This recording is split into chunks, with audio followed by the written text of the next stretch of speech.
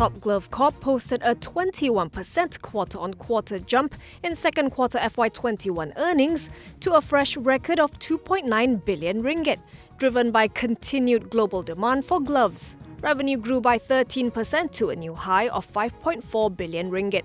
This was despite glove sales volume shrinking 8% quarter-on-quarter due to temporary stoppages in production at Top Glove's factories in Meruklang late last year.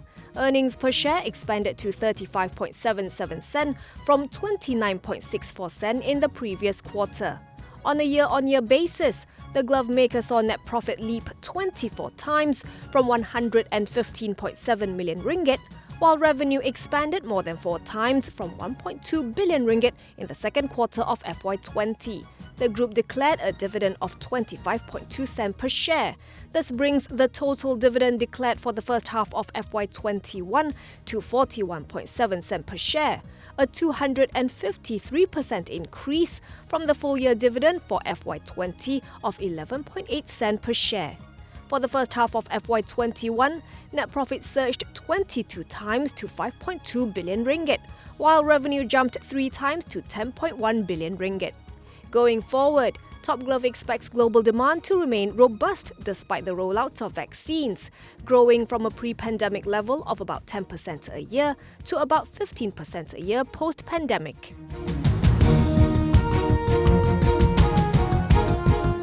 Builder MRCB is making its mark in New Zealand via a partnership with Panuku Development Auckland to develop a 21-storey tower with a GDV of 452 million New Zealand dollars or 1.3 billion ringgit in Auckland's city centre. Airasia Central will sit atop what is expected to become New Zealand's busiest rail station, Airasia Station. The development spreads across 0.43 hectares with a total gross floor area of 45,292 square metres. It will comprise 60 luxury apartments and a mixture of commercial and retail space with integrated access to the station, which is part of Auckland's 4.4 billion New Zealand dollar city rail link. Construction will start after the rail network is completed in 2024. According to NZ Herald, Airasia Central is the biggest new project planned for Auckland's Central Business District.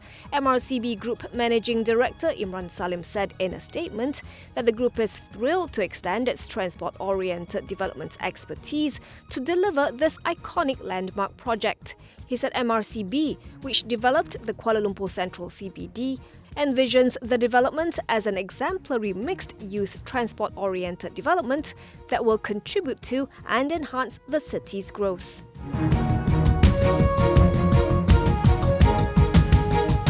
Finance Minister Tengku Datuk Sri Zafrul Abdul Aziz says the 15 billion ringgit cost to develop 5G infrastructure in the country will be borne by the private sector. According to Zafrul, Digital National will be launching an open tender for the 5G infrastructure development. He said Digital National will offer 5G services via a wholesale model that is regulated to ensure better transparency and implementation.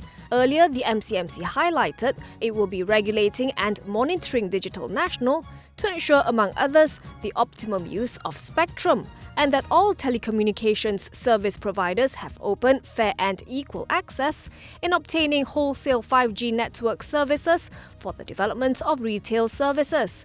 It said the objective of making Malaysia a digitalised nation, as with the announcement of My Digital recently, will require a robust, resilient and speedy effort by all parties, whilst adhering to the right governance and regulations.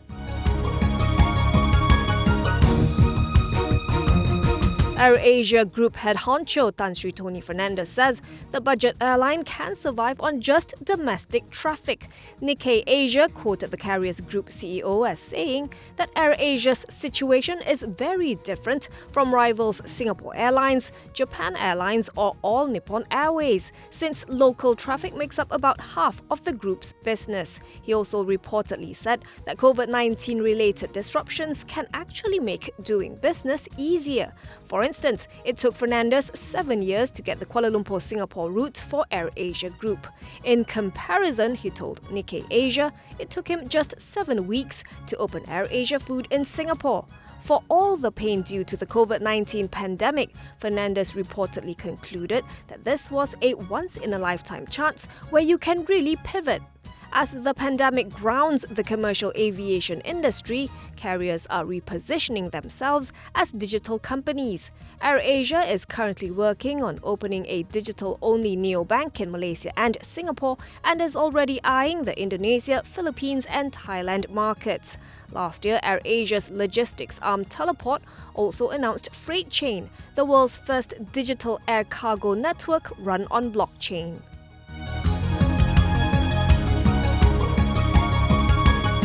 Putrajaya is looking at issuing a certificate of exemption to individuals who cannot receive the COVID-19 vaccine because of serious allergies or an impaired immune system.